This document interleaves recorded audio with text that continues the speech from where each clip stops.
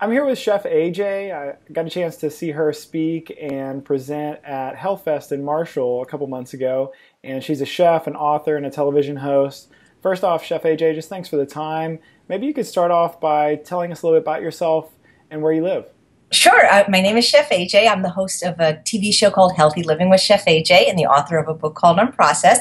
And I've been following a plant-based diet for almost 40 years now. And I currently reside in Los Angeles, where I've lived for about 45 years. Awesome. Yeah. I know you were born in Chicago. Yeah. Just to kind of dive into it, you said your mother was morbidly obese. Yes. You had a normal weight father. You Mhm. said if one of your parents are obese, you have a 40% chance of following suit. And if both are obese, then the chance is raised to 80%. And they know that from studies of adopted children. That's how they know that. Now, it's not that environment doesn't play a huge role. It does. But, genetics does load the gun. But then also it's your environment. And not also. It's mostly your environment that pulls the trigger. So I'm not blaming my parents or my genes. It just kind of primed the pump to set me up to be an obese child, because I was obese since the age of 5, and at 11 I weighed 160 pounds, which is 45 more pounds than I weigh now. And at age 11 I was not 5 foot. I don't know how tall I was, but I certainly wasn't 5'6". I was maybe 5 feet tall then, and I was obese at a time where it wasn't fashionable. Not that it's fashionable now, but it's so common now that kids really don't necessarily get made fun of the way I did, because in a classroom of 40 kids, I was the fat kid. Now, 1 out of every 3 children under the age of 18 are obese, and almost more than 3/4 of Americans are obese. So it's, overweight, and half of those are obese. So it was much harder to be obese in the 60s, I think, than it is now. Yeah, wow. I've actually never heard that statistic. What were kind of your expectations when you were a child of, was being overweight normal? Did you just think that was kind of the path that you were destined for? That's what I thought, because my family was, my father was not overweight, as I mentioned, but my grandparents were, and my mother was, and almost everybody was. So I just figured these are my genes. This is the lot that I have been, the hand I've dealt in life, and there's nothing I can do about it. And I prayed that I would never end up as obese as my mother, who was, I don't know, she never told me her weight, but had be at least 300, maybe 400 pounds. And I, it always is in the back of my mind that I don't want to end up like her, but I was going down that path. But there was no information offered on how not to be obese. I mean, there were diets, but that's not the answer. Weight Watchers and weighing and measuring your food. These tools were, I saw my mother do them, and they never worked for her, just like they don't work for 98% of the people that use them. It sounded like to me that you had several of your close family members who struggled with diet and had actually died from preventable diseases. They all did. It's like, that's why I have nobody left. I mean, seriously, they all have died of lifestyle diseases. My brother, who was a medical doctor, who was valedictorian at Princeton, smartest guy in the world, was a food addict, weighed over 300 pounds, had diabetes, heart disease, and pancreatic cancer, and died just right after his 61st birthday. My mom died of a bowel obstruction, but when you look at her medical history, I mean, why did she have such bad circulation down there? Well, she was morbidly obese, she had heart disease, she had prediabetes, all these things, and it all pointed to the food. And people think that everything is genetic, and it's not. Your genes load the gun, but it's your diet and lifestyle that pull the trigger. But we weren't taught this. I never heard of Dr. Colin Campbell or the China study or all the field of epigenetics growing up. This is just the way it was. And, the vagaries of old age, or just, this is just this, health isn't luck, Jason. You have to do something about it. It's not just luck. Can you kind of give an idea of what food looked like in your house growing up, and maybe kind of what got you from, got me so fat so soon? Well, I can tell you that, my mother was an excellent cook, and it's not that she served me crap all the time. She didn't. That's not her fault. We were Jewish. Well, we still are Jewish, and Jewish food is a little bit different than standard American diet, but it's just every bit as rich. But instead of frying things in oil, they use things like chicken schmaltz, which is the fat from the chicken, and things like chopped liver at Friday night dinner, and matzo ball soup with the layer of fat this thick on top. My grandmother, who also was diabetic, I remember being little and just seeing my grandma always inject her round belly with insulin, and I just thought this was normal. I thought when you get to a certain age, you get your leg cut off. I mean, I didn't know, So we had real dinners. My mom, it's not like she just fed me crap, but the problem is the refined carbohydrates, the sugar and the flour, all the breakfast cereals, Lucky Charm and Captain Crunch with Crunchberry. And those were the things that I got addicted to at a very young age, sugar and flour products. And I ate those on my own in addition to any kind of healthy food that was served. So it wasn't like my mom was just intentionally giving me, sugar, but it was always there. It was always at the house. You can have as much as you want. I used to remember climbing up on a cabinet to get to all the cereals, and just because they were all the ones that you saw on TV, with, like Trix, Magically Delicious, and all those, and they're mostly sugar or sugar and flour, and so those were things I ate a lot of all the time. In addition to, because I wasn't a picky eater. I mean, I ate the vegetables my mother served in the meals. She was an excellent cook, but it was all the other stuff that I was eating from a very early age, as early as I can remember, actually. Wow, and then I know somewhere in there, I think it was maybe in college, you became a vegan for ethical reasons, but continue to eat junk food. At that time, was health any part of that decision to go vegan, or was it 100% ethical?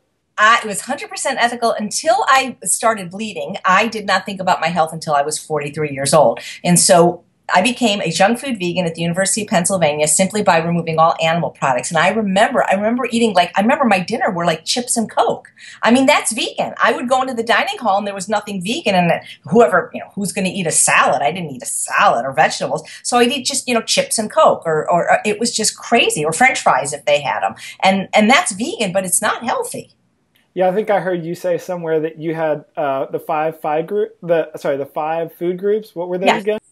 Candies, cakes, cookies, pies, and ice cream. Those were my food groups, and I found I was able to make them vegan, but they certainly weren't healthy, Those are, other people have the other problem. Their 5 food groups are McDonald's, Burger King, Wendy's, Arby's, and I can't think of, for them, those are the 5 food groups that they eat from every day. Yeah, there are plenty to choose from, so they can.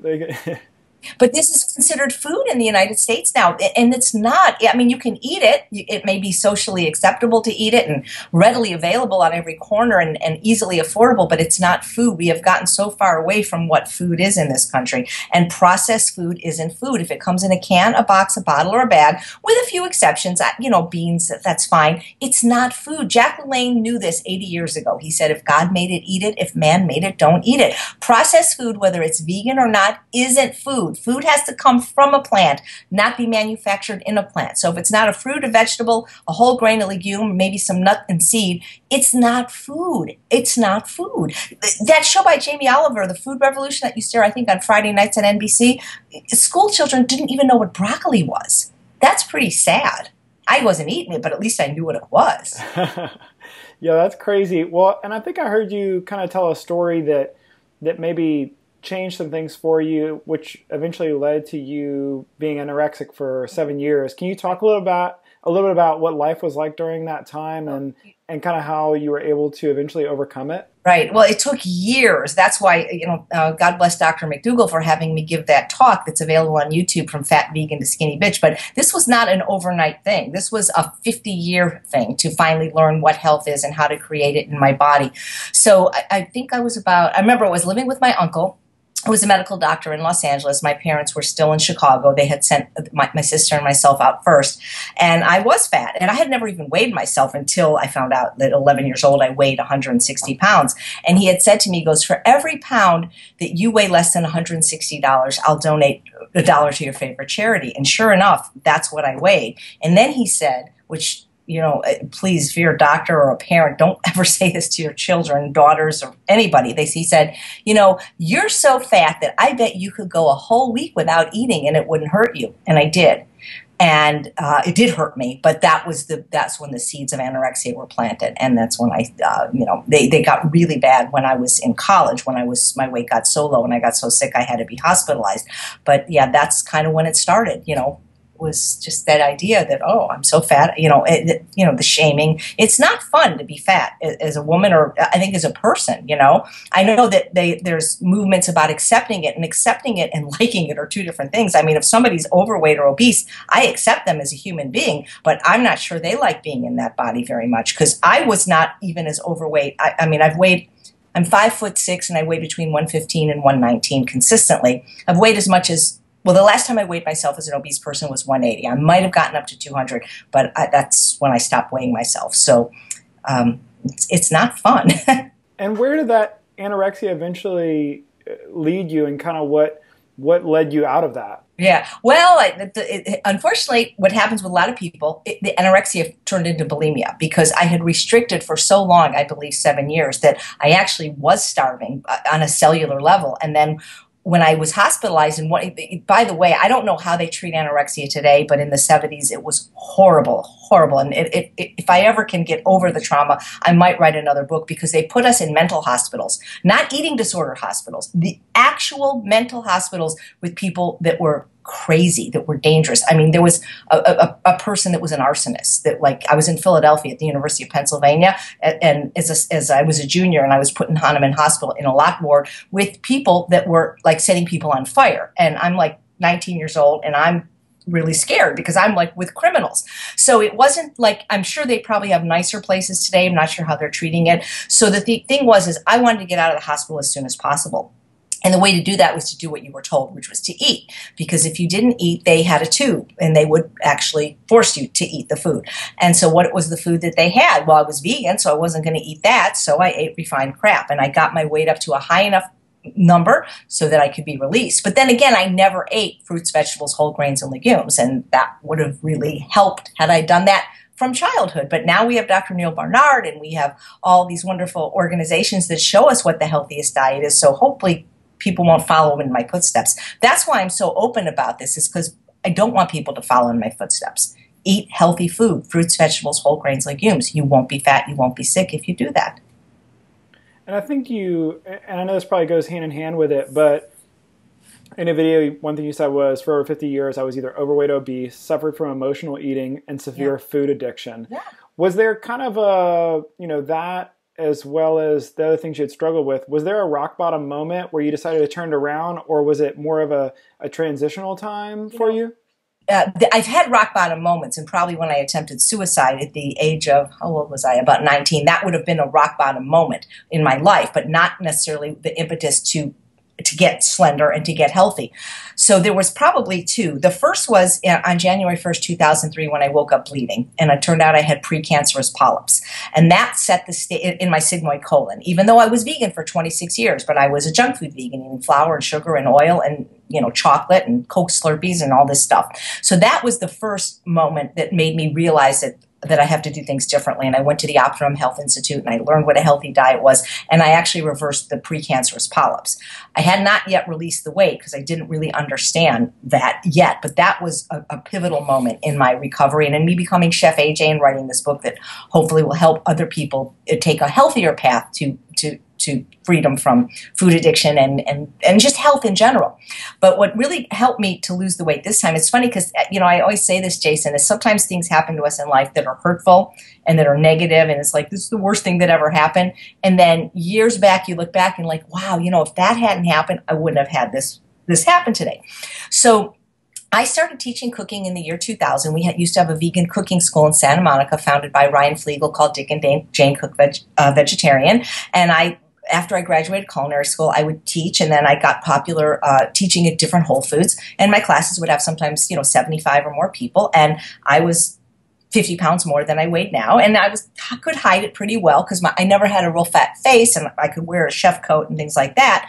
But I would do classes, and, people, it's funny because I feel like that I judge people. I don't mean to, but like when I see a certain person, I might have thoughts, but I would never go up to a person unsolicited or even and say this. But people would say to me, and actually it was always males, I hate to say, but they say, if the vegan diet is so good, why are you so fat? And they wouldn't pull me aside and like whisper it. They would like raise their hand in class. And I felt like saying, I don't know, why are you such an asshole? But what do you do with that? And it's like, I would I have a history in stand-up comedy. I'd make a joke or whatever, or I would just go on with my class. But it sort of kind of chipped away at me. And they were starting, as I was getting a larger following on Facebook, they would do that, or when I had a little YouTube show, people were writing these comments, largely anonymous, but it just sort of, it hurt my feelings, but more than that, it made me thinking, it's like, well, why am I so fat? I'm a vegan. Doesn't that mean you're going to be skinny like everybody else? And so then what happened, and this was a real blessing, is I broke my knee in February of 2010. I mean, it wasn't a blessing at the time because I had to be in a wheelchair for 3 months because I was so fat that I couldn't use the crutches. people don't realize that, and I didn't realize either, that every pound you're overweight is 5 pounds of pressure to your joints, like your knees. And because of this, and because I hadn't exercised, had no upper body strength, most people with a broken knee or broken ankle, you're given a brace, but you get around on crutches. I couldn't do it. And I was for 3 months in a wheelchair. I had to have help toileting myself. It was embarrassing. And I said to myself then, I said, this is not, once I'm better, I'm doing something about this, because it's embarrassing when you have to have, I don't want people that need that help to feel that they need to be embarrassed, but I'm saying for me, it was embarrassing that I couldn't take care of my needs. And I felt horrible, and I gained more weight because I was in a wheelchair for 3 months. And I said, once I'm out of this chair, I'm doing something about it. And so what I did, and it still took me a while, but what I did is I went to a place that really kickstarted my healing, which was called True North Health in Santa Rosa, followed by my mentor, Dr. Alan Goldhammer, a co-author of a wonderful book called The Pleasure Trap with Dr. Doug Lisle. And I actually get to work there now. It's like a dream come true. I do a program every Christmas called the Holiday Cooking Extravaganza, and then more seeds were planted. Now, it still took me a year after hearing everything that Dr. Lisle and Dr. Goldhammer said to really do it, because I really didn't start this weight loss journey till I remember the dates, like your sobriety date, January 2nd, 2012. But going there and learning the truth about why people are fat and what to do about it, it's not rocket science, honestly. I mean, it's calorie density. It's what I teach now. And so, so there were a few rock bottoms, and it's funny because I argued with Dr. Lisle. I said, I didn't say you're an idiot, but I was thinking that because he's clearly not an idiot. He's probably the smartest person there is. But I said, this isn't going to work. Because nothing had worked long term until then. I mean, starving myself worked, but you cannot maintain that. And drugs worked, fen worked. And so what he said just seemed preposterous, that you could eat huge volumes of delicious food and not only not gain weight, but be slender, even though everybody at True North was doing that. All the doctors there, like Dr. Clapper, Dr. Sultana, Dr. Isabeau, Dr. Linsner, they come into the dining room and they have these huge plates of food. And I'm like, well, that's because they're men and they have a faster metabolism. But when I finally did what Dr. Lisle said, and the weight was like coming off while I was eating, I wasn't suffering, I wasn't dieting. I'm like, okay, well, maybe there's something to it. And then, I got so excited that I wanted to shout it from the rooftops and just tell everybody it's so easy. It's not easy. Let me put it that way. I retract that. It's simple. What you have to do is simple. It's not always easy. You use the word sobriety, you use the word addiction. Yeah. After that, were there any kind of structures that you put in place to make sure that you didn't go back into that addiction? Absolutely. Because you did use the word recovery as well. What did recovery look like for you? It means that absolutely, for me, no sugar, no flour, no alcohol, none of the refined carbohydrates in my house or in my mouth. Because as I've been saying for years, if it's in your house, it's in your mouth. So those things are never in my house. And my husband knows them. My husband doesn't drink, so that wouldn't be brought in. Sometimes guests do. So those things are never allowed in my house because that's my environment. And your environment, in my opinion, is the number one predictor of your success. And if they're in your house, and that's why the people that are in these mixed marriages struggle so terribly while their families are eating, cheese and chips and candies and cookies. It's nearly impossible for them to do that. And for me, and again, I want to go on record, nuts are a healthy food. But for me, as a recovering food addict, they're a trigger food. Even seeds, too, because these high-fat foods like avocado, they're so delicious, it gets me wanting more and more. So I personally can't have these. I'm not saying everyone can't have these. I think that people, as they're losing weight, might want to omit them or limit them. But again, any food is only a problem if it's a problem for you. There's people I can have corn tortillas every now and then. They don't trigger me. But those corn tortillas, which are 1,000 calories per pound, double the caloric density of corn, can be a problem for some people. So I think the most important thing, whether you're quitting smoking or trying to start exercising or doing anything, is controlling your environment. Dr. Lisle says we have to work harder on our environment than ourselves. And so now, it's funny because 2 weeks ago I spoke at Walla Walla. And even though I'm slender, apparently I still have a lot of body fat that I didn't know about.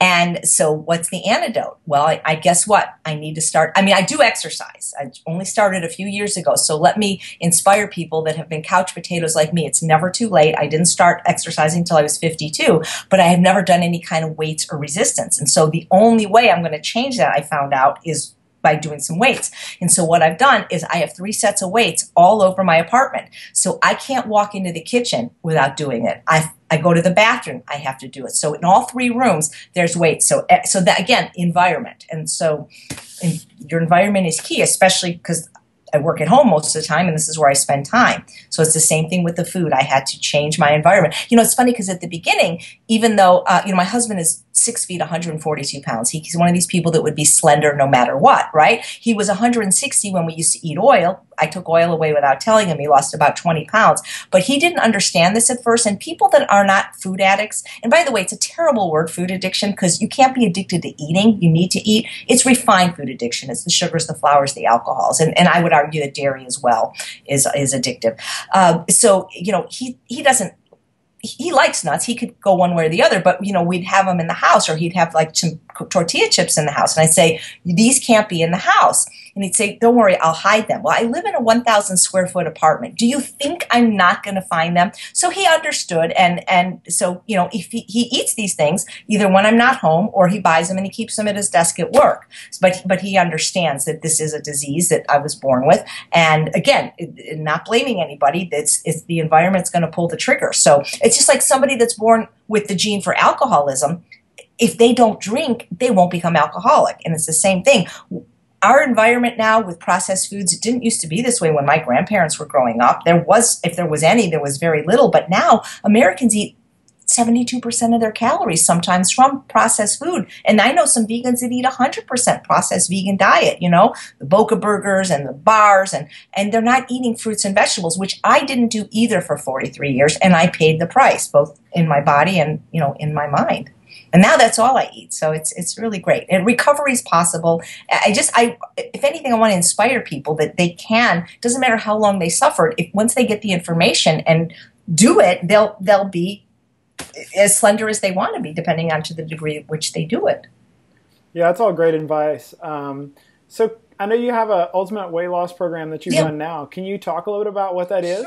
We do it online. I do it in LA a couple times a year, where 20 people come to my apartment for 4 consecutive weeks, and we give them the food. We show them how to make it. We give them education, small group support, and we have people like Dr. McDougall, Dr. Lyle, Dr. Goldhammer Skyping in and answering questions. And I've been running that first with my partner, John Pierre, but now that he's in Colorado, by myself, and that's a really worthwhile program.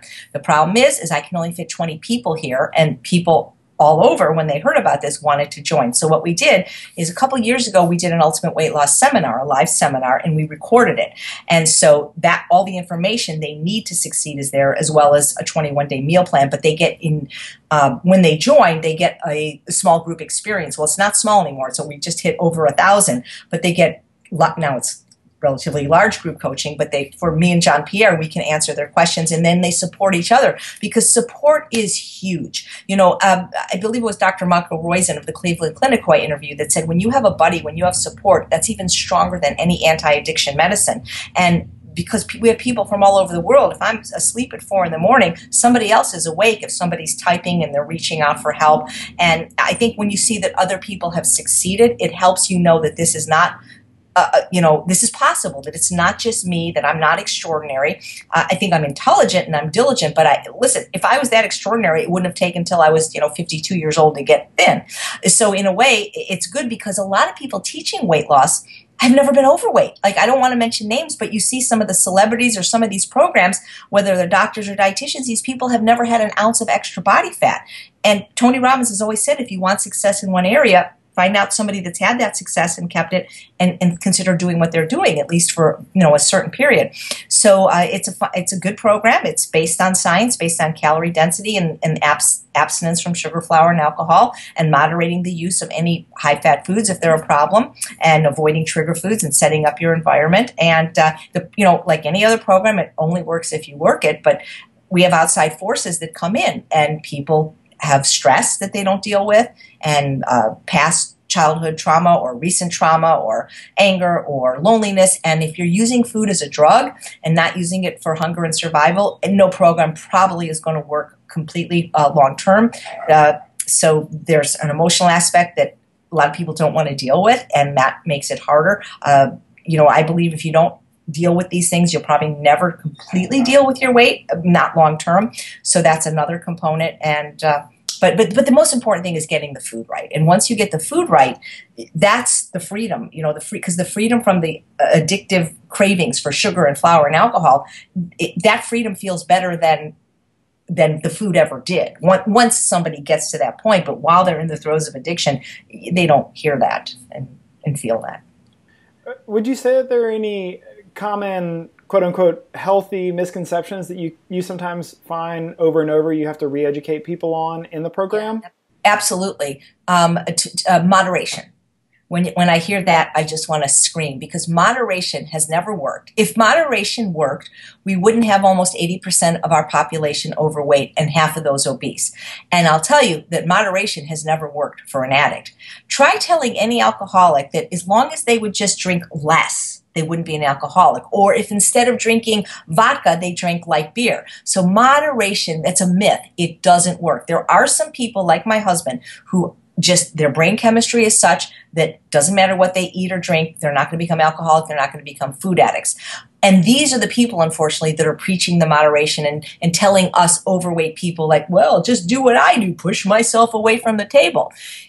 This is the test that I give people to find out if they're a food addict. And by the way, as far as I know, it's not like when you go to the doctor and get your blood sugar tested, they take your blood and they give you a number. That's not how it is with food addiction. There's not a number. There's a spectrum, and we all have varying degrees of vulnerability, some more so and some less. And one could argue that it's possible that the more overweight a person is, the more vulnerable they are, yet we have people that are slim and even anorexic that are still food addicts that moderate it by over-exercising or starvation or bulimic behaviors.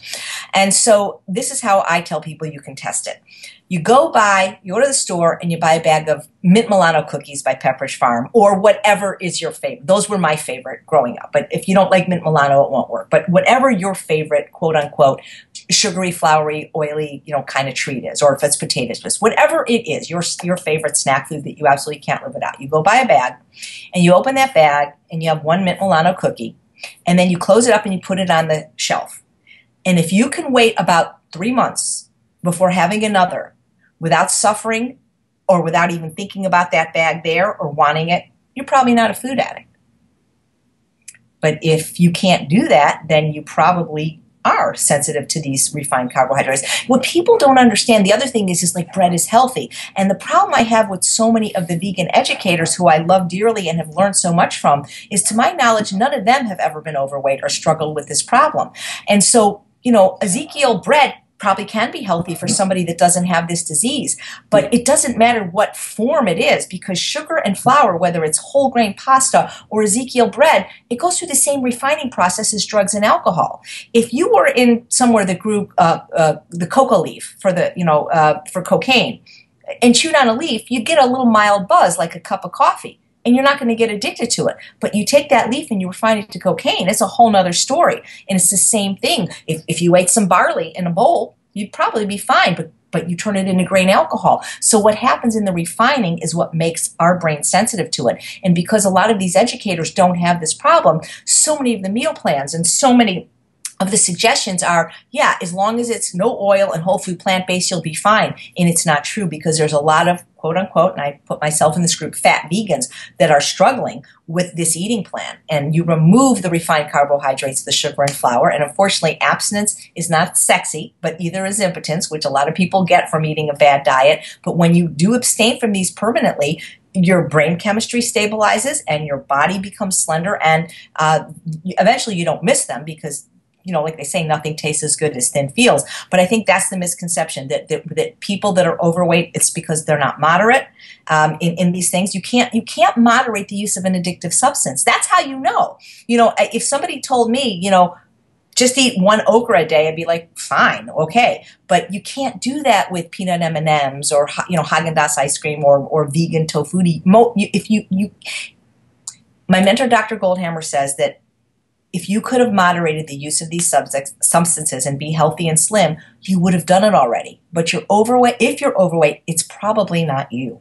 Yeah, well, let me tell you something. Those Mint Milano cookies would not have lasted 3 days in my house. I know. They were so good. They would melt in your mouth. But they would just like air almost. I can still remember like the smell of the bag, and just even when it was empty, just trying to get those last few crumbs. It's almost like they planned it that way. Yeah. Well, they do. By the way, there were 2 books written on this. The End of Overeating by the former head of the FDA, Dr. David Kessler, and Salt, Sugar, and Fat, How the Food Giants Hooked Us by investigative journalist, Pulitzer Prize-winning author Michael Moss. And these are exposés of the processed food industry. They did this on purpose. They hijacked our brain chemistry. They, on purpose, created an addictive product. So when they say, bet you can't eat just one, they can't, because they know how to do the exact amount of sugar, fat, and salt to addict most people's brain chemistry. So they did do it on purpose with focus group and testing. You know, McDonald's French fries, perfect. I call it in my book on processed sugar, fat, and salt, the evil trinity, because sugar's addictive, salt's addictive, and fat's addictive. And when you put them together, you create what's called a hyperpalatable food product that very few people can resist. But if they tinker it around, that you won't like it. Like most people love McDonald's French fries, lots of fat, lots of sugar, lots of salt. But if they salted them too much, you wouldn't like them. Or they, you know, so they do know what they're doing, and these products are addictive. All processed food is addictive, whether vegan or not. The question is how can you moderate the use of it? Some people can, and if you can, that's great. But if you can't, you might want to stop. Yeah, if anyone hasn't read Salt, Sugar, Fat, that book is absolutely phenomenal and will change the way that you look at process. Yeah, absolutely. Or even restaurants, because, you know, I hold restaurants accountable too, because being a former executive chef at a restaurant for 5 years, I will tell you that restaurants use more sugar, fat, and salt than you ever would at home, for the same reason, because it perpetuates you to overeat more of the food, you know. There used to be a restaurant, I believe it was on San Vicente in Los Angeles, called Gratis, which I think in Spanish means free. And it wasn't a vegan restaurant, but it was a fat-free restaurant during the fat-free craze of the 80s. I liked it. That thing tanked right away, because people didn't want to eat food without fat. Because the other thing, Jason, that a lot of people don't know, if they haven't read The Pleasure Trap or been exposed to Dr. Goldhammer or Lyle, is that these high-fat, high-calorie foods produce what's called all eating stimulates a production of a neurotransmitter called dopamine in the brain that's released when we have a pleasurable experience like food or sex. But the high-fat, high-calorie foods produce more. So bread at 1,500 calories a pound is going to produce more dopamine than the whole grains that are 500 calories a pound.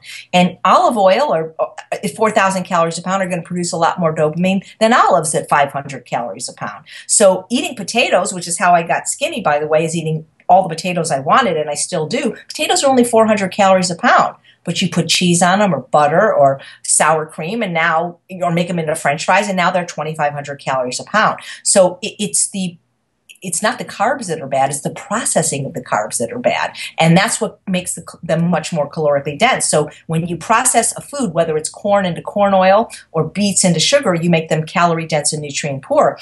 And, you know, people think nothing about just eating gobs and gobs of oil like it's a health food. Even if it is, which I don't believe it is, it would take 16 ears of corn to make 1 teaspoon of corn oil. Who's going to eat 16 ears of corn, you know? Who's going to eat 3 feet of sugar cane to make 1 teaspoon of sugar? Who's going to sit down and just eat 41 olives to make 1 tablespoon of olive oil? So people need to think about what the whole food was like and eat the whole food, but also in its whole food form, not blended, not juiced. Eat your whole food from a plant. So for the people who are in your program, do you find that there are any commonalities with ones who have the highest level of success? Yes, I do. And we go back to what we talked about. It's because they are willing to control their environment. And that really is the key. I tell everyone, if it's in your house, it's in your mouth. And we understand that people are from mixed families. So in other words, we have, like, maybe it's a marriage. And let's say we have, sometimes it's a husband, more often it's the wife. And the husband is not on board. He's not necessarily on board even with vegan, but certainly with this. Or they have children that they raised on the standard American diet or a junk food vegan diet. And now they want them to eat ultimate weight loss food, or, you know, low fat, high nutrient types of food that we promote, and the family won't do it. And so instead of negotiating this in a way that works for everyone, and I can tell you what some of those ways are, they succumb. So one of the ways that we tell people to negotiate it is, well, first of all, my mom used the same line Buddy Hackett did for dinner: 2 choices, take it or leave it. And I find that a lot of women today are just short order cooks and making 5 different meals, and that's got to stop, because we've also discovered that the more people pleasing a person is, the more overweight they are. And so that's something they have to look at. But one of the things we suggest they do is to sit their family down, explain why this is important to them, because they love them and the person wants to be around. This person has a disease. And just like if they were an alcoholic, they would explain to the family, we can't have alcohol in the house. And they have to say, I can't have these things in the house. Now, I'm not telling you you can't have them. You can have them, but I'm going to ask you to please eat them outside of the home. And so the person makes one meal that's a healthy meal, and if the other members don't like it, they can supplement. So in other words, if it didn't have meat, they could do whatever they do to add some meat to it. But the thing with keeping those things in the house, if you're addicted to something that's in your house, it's not a question of if you will eat it, it's just when. And so some people, the ones that have been successful, whose families will not negotiate, they've bought these food safes, and they're not very expensive, and they're these, you don't see through them because the thing is you don't want the person to see it, but they have these locked safes where the family member puts their chips and has the combination, and maybe it's put in the basement or somewhere that's not in the line of sight. So the thing is the people that have been successful have had what John Pierre calls laser beam focus and have controlled their environment. That is what it takes. I really believe that the environment is going to be the number one predictor of people's success and failure, because outside the home, the environment is crazy. I mean, you go to the pet store to get a leash and there's candy at the register. I was recently visiting a friend at the hospital, and I understand that hospital cafeterias have vending machines with unfavorable food. But what I never saw before was going from the parking lot to the elevator in the lobby, there were 3 vending machines in the parking lot with Cheetos and ice cream and Red Bull. And I'm thinking, what are they trying to get me sick just, before I go in? So it's, you can't control the outside environment. There's billboards, there's watching, not watching so much TV helps, or at least watching it with the DVR. So you're not seeing those commercials and constantly being bombarded with images, not getting on food blogs. This is food porn. So there's a lot. If you can control your environment, you're going to be successful, but it's hard for people. And people don't want to be difficult. So what will happen is they'll go to their mother-in-law's house or their friend's house, and it's like, well, it's vegan. I made it just for you. And they haven't learned the tools they need to politely say no, which, by the way, is a complete sentence. And, it's funny, I was talking to my husband about this last night, and I've had clients that were, over 400 pounds, male clients. They were clearly overweight, but if they didn't want to eat something, they wouldn't. I think this is a largely female problem, the disease to please. I made it just for you here. Well, we call those food bullies, and you need to learn to stand up for yourself and say no. So it's a lot to learn, really, but it does start with getting the food right and getting it right in your home. And if you are ever going to, I don't like the word cheap, I like the word relapse better, eat stuff, make sure it's outside of your home. And that the home, it has to support your recovery or it will support your relapse. It's really the only 2 choices. So and also the people that we have people like Shada that have lost 100 pounds and Joanna Lackey that have lost 100 pounds. The people that were really successful, well, they were ready, number one, but also they often had some kind of underlying medical problem that was the impetus. It's not like they were like heavy for 50 years and just said, I think I should lose weight. They too either were at the end of their rope because of maybe being threatened by their doctor to have to go on diabetes medication or some kind of impending orthopedic surgery. So not necessarily they hit rock bottom emotionally, but something happened where it's like, okay, I have to do this now. Whereas, you have a 20-year-old that's 20 pounds overweight, unless they're in the entertainment industry, it's like, maybe it's okay. I got some time. Yeah, well, and I don't know if it would be any different, but if you could give some advice to someone who is maybe at the start of a journey, is in a place, maybe they've gotten some bad news from their doctor, or they're, just realize that they're ready to make a change, what advice would you give them kind of on that first day moving forward? Right. Well, I think that knowledge is power. And so anything they can do to educate themselves just on health in general would be great.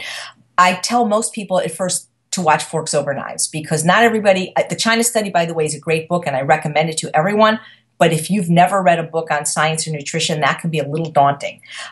But if you watch Forks Over Knives, it's on Netflix, it's 87 minutes, you sort of get the idea of how your health is created by your food choices, or any of the other wonderful documentaries. But that's an easy one to digest, pun intended, because they're not talking about animals' welfare, which some people are not wanting to hear about, and doesn't even talk about the environment. Not that I don't think those are important, but it's a great place to start. Or peruse Dr. McDougall's website. Everything out there is free, and try to understand that that with every bite of food you put in your mouth, you're either creating health or disease. And get inspired, like Dr. McDougall has a section of Star McDougallers where people have reversed everything from autoimmune disease to diabetes, following a whole food plant-based diet without oil.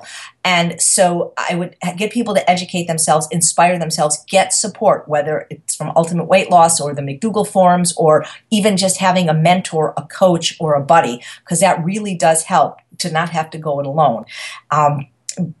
Learn how to make healthy food taste delicious. You know, that's going to keep you doing it, because it's not about suffering or deprivation, Jason. It's about eating the right foods and learning to make them taste as delicious as possible. There can be a period of adjustment, which is what we call neuroadaptation, where if you're eating a high fat, high sugar, high salt, cheese and meat laden diet, I can't just say, here, have some steamed kale. There's an adjustment period, detoxification and withdrawal. But the idea is especially at the beginning, using, cooking techniques with spices and condiments to make the whole food taste delicious. I mean, like, take, for example, a sweet potato. I think I've only met one person that really didn't like sweet potatoes. And there's so many kinds. There's the Hawaiian, the Japanese, the Stokes, the Hannah, the Garnet. And a roasted sweet potato, to somebody that's a sugar addict, you think you died and went to heaven. So it's not about never eating delicious tastes again. It's just about changing what you're eating. But you have to change this before you change this. And, there's an old joke. How many psychiatrists does it take to change a light bulb? And the answer is one, but the light bulb has to want to change. And if somebody's doing this because they're under the threat of a surgeon's knife or because their spouse tells them they need to, it has to come from within. You have to want it. And when you want it, the gates open up and the people that are there to support you that have done this are there to help you. But you can't do it. People that are doing it, case in point, I have to lose weight for my daughter's wedding. Well, I can get you skinny for your daughter's wedding, but if you don't change your lifestyle, the day the wedding's over, you're going to gain all the weight back, which is what happens when people do it for an event instead of for long-term health and things like that. So it's complicated. 98% of people that lose weight gain it all back within 2 years. So clearly people know how to lose weight. They just don't know how to maintain their weight loss. And you do that by eating the foods that got you slender, which are fruits, vegetables, whole grains, and legumes, without added oil and not too much sugar and salt. My recommendation is none if you can handle it. But Well, hopefully with everything you're doing and maybe a little bit with what I'm doing, we'll get that number a little bit lower than 98%. Get it higher. But it is inspiring to see that people can do this without, like, the Biggest Loser scam where they're just exercising. And by the way, I'm not against exercise. You need to exercise, but you can never out-train a bad diet, as John Joseph says. And I did lose all my weight, except for maybe the last 3 pounds, with doing no exercise whatsoever. So, the kitchen is more important to the gym as far as losing weight. But once you lose weight, if you don't exercise, the chances of you maintaining that weight loss are pretty slim. So they're both important, but what you put in is even more important for weight loss. Yeah, and if you could go back in time and give some advice to your 18-year-old self or 19-year-old self at the beginning of the journey, or kind of in the midst of it, and you think that you would listen, is there anything that you can think of? I would tell her that you're fine the way you are, because the thing is again, this is a self-esteem issue, and Dr. Doug Lisle, his website, esteemdynamics.org, is huge lectures about self-esteem. And because I thought, even when I wasn't fat, I thought I was, and even when I was cute and pretty, I thought I was ugly. And I look back to my pictures from the University of Pennsylvania, and I was pretty, and I wasn't that fat. And so I would tell her, I would tell her to do something. Instead of worrying about dieting, I would tell her to do something to increase her self-esteem, like a book that I recommend now, You Can Heal Your Life. But I would tell her that she's fine the way she is. But I didn't see it then, and I didn't know it. And it has to come from within. It doesn't matter if somebody tells you you're thin or pretty. That's why we have so many people with body dysmorphic syndrome, or people that are getting obsessive plastic surgery. It's something that comes from within. And I would tell her, you know what, this is an inside job. And if you heal the inside, the outside will eventually blossom. And I did I was just trying to put him, it's like Dr. Campbell says, it's like we mop the floor without turning the faucet off. And so what people are doing is trying to fix all these external things, when unfortunately you got to fix this. And that's the hardest part for people. But eventually I think you have to do it if you want to be a whole person, not just a skinny person, but a balanced person. And so who knew, And I would also say, you know what, it gets better. And who knew, you know? Yeah, well, that's great advice for somebody who maybe needs to hear it. And then lastly, where can people find out more about what you're doing, connect with you, learn about, TV show, books? Sure. If they just Google Chef AJ, you'll find a lot about me, but my actual website is eatunprocessed.com. The word eat followed by the word unprocessed, the name of my book. You can just sign up for my mailing list if you'd like to be connected, because I do podcasts and I do appearances. And if you want to watch my television show, just Google Healthy Living with Chef AJ. 10 of the 13 episodes are already out, and I think it's a pretty good show. I'm proud of it, and it was a lot of fun to do. Those are like the two probably best ways. I like you say, Health Fest. I'm a regular speaker there. I've been on the Holistic Holiday Sea Cruise for the last 3 years, so I try to accept as many invitations as I can when I'm invited. So, and if you're in LA, maybe come to a class that's local. Those are fun in-person ones. Awesome. Well, Chef AJ, thanks for the encouragement, for the inspiration, for all the for sharing, your story openly, and we'll look forward to chatting with you soon. Well, thanks, Jason, and don't forget to tell Mark Wahlberg you stole his face. You made my day. I'm gonna go and tell my wife. It's so hard talking to you. You're so good looking, and it's like he's one of my favorite actors. And it's like, Mark, this is Mark Wahlberg, guys. Ted's like my favorite movie.